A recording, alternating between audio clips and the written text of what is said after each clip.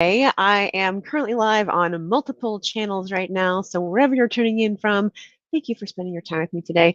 I'm going to go ahead and check real quick to make sure you can hear me before I continue um, before I continue with what I want to share with you today, which is how to get an interview. Now, there are so many different ways with which you can do this. I just want to share something that I've recently implemented. I don't remember exactly where I got it from, but I'll tell you more about. Actually, I do kind of think I know where I got it from, and I'll tell you about that in just a second. Um, but let me make sure that you can hear me first. Okay, I see that I'm live. And I'm trying to play it right now, so thank you for your patience. Hopefully, by the time that you see this, I'll actually, oh, it refreshed. I'll actually have snipped this from the different locations, and you won't have to.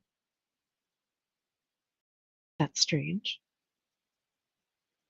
Um, Sorry, technology is acting oddly. I hope you can hear me because it's not playing on there. So I'll just check over here so I can hopefully try and find what is going on here. I have apparently some Chrome extension going crazy.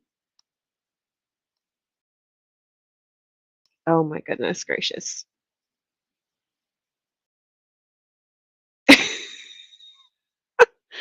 Oh, okay. It says I'm live now officially. That's great. Can it hear me? Yes. All right. I can hear me. Cool. So you can hear me. Thanks for your patience on this. I'm going to go ahead and fix my lighting. That I guess I'm not sure why it went off actually. So, technology, it's beautiful, it's wonderful. Oh, I have my bioadaptive lighting on. That's right. Um, here we go. Okay, so now that I know that you can hear me and my lighting is fixed, hello, thank you so much for joining me today. My name is Cassandra, also known as the Prosperous Heart, and I am just so passionate about empowering others for success, whether that is for by teaching people breaking down technology such as digital marketing or programming into easy to understand bite-sized pieces. Maybe it's introducing you to someone that might be able to help you along your journey. I just really get jazzed up about being able to empower others. And so thank you for spending time with me here today. Got a quick question for you. Curious, how do you get an interview, right? There are a lot of people looking for jobs right now, and it doesn't matter where you go, but the very first step is that you have to be seen, right? That's kind of a given, but there are so many people out there looking for jobs right now. How are you seen? How can you stand out? Maybe you've applied a lot of places, but you're not really sure why your resume is declined. In this video, I'm going to share a simple way to get a recruiter to give your resume a second look, and it will further reveal how to get that interview. Now, I am definitely no Adam Karpiak, right? I'm not a recruiter. I'm not a professional resume writer. I am simply a software engineer and a developer advocate who is also currently on my journey. I'm looking for my next role. And so I'm going through a similar process that thousands, if not millions or even billions of people are looking to do right now, which is find a job, which is get that interview. And so I want to share with you some of the secrets that I've been using to help me get interviews with some companies that I'm actually really excited to work with. So, quick story. As I mentioned earlier, I'm a developer advocate. I am a Python developer, trainer. I do a lot of work in sharing my knowledge and improving my own skill sets, right? Um, and so I've been looking for roles that are in alignment with those skill sets that I've been developing over the years. And developer advocate, technical evangelism, right? Some of these keywords that you may not have heard before, these are all roles that really resonate with what I want to do with my life and how I want to give back and support other developers. And so I've been looking for roles along those lines, and I found a company that looked amazing. I'd never heard of them before, so I had to do my research, had to see if it was a company that I might want to get involved with, and they seemed awesome. I read the job description a little bit better. The pay was right. The benefits were great.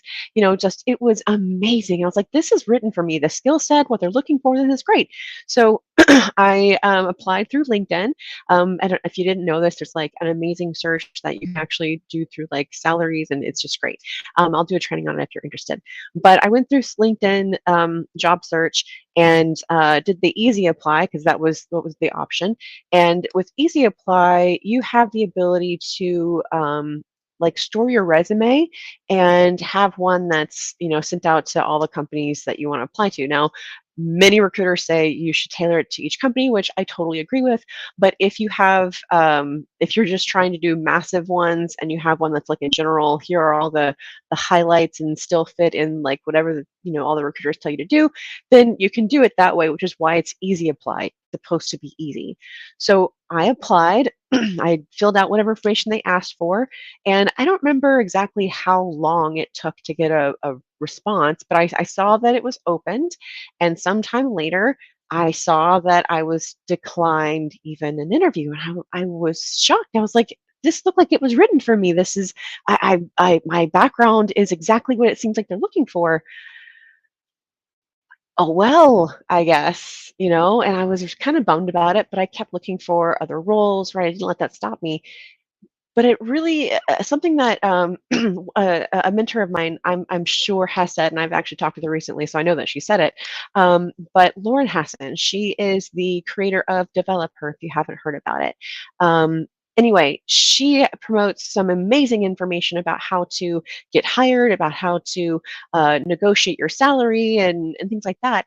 But one of the things that she has shared before is that, excuse me, is that don't don't take no for an answer. And that's not like exactly what she said, but basically, you know, reach out. And she actually said to reach out anyway, even if they did want to see me for that first interview, because you can learn a lot from the people who are looking to hire. You can find out, hey, this is what some skill sets that would be helpful for in the long run, but you won't know unless you ask. So I contacted the recruiter because I saw another job opening for the exact same role, exact same description. And I reached out and I said, hey, I applied a few days ago and I was declined. And I was curious if you were open to sharing what about my resume, either, I can't remember exactly the right phrasing, not put off, but wasn't in alignment with what you're looking for. And they responded and they were like, hey, thanks so much for contacting me. I took another look at your resume and you look great. I would love to put you in connection with the head recruiter for this position. And I did, and I got to talk to them. And so I got that first interview with the recruiter. And so if I hadn't stepped out of my comfort zone and just taken the loss or whatever, I never would have known that, oh, probably it was like an automated system that turned me down, or maybe something about my own resume initially at first glance just turned whoever it was off. I don't know. It doesn't really matter. But the point is that instead of just, licking my wounds and trying to find another job or whatever, I went and asked. And if I didn't ask, I wouldn't have known, hey, we do want to talk to you about this position. Or if there was something missing, I wouldn't have had the opportunity to know what skill set to grow with, what else to change about my resume, perhaps, because a lot of recruiters do want to help, right? Recruiting is a helping profession.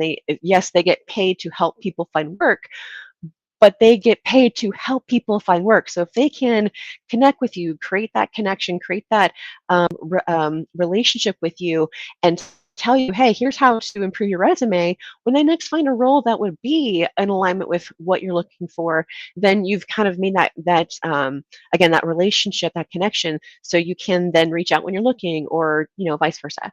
So that's what I wanted to share with you today. If you get declined, ask why. Be nice about it and say, hey, I'm just come at it from an approach of, I'd like to learn how to improve myself, right? Because remember that you can't get what you don't ask for. And a lot of times I've known so many people who are so afraid to ask. What's the worst that can happen? They don't answer, they block you, like, what, right? So ask. just ask.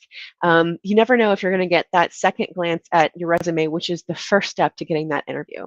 So thank you so much for joining me today. If that was helpful for you, please let me know either as a response to this on whatever platform you're seeing this on, or if you're on my blog, leave a comment.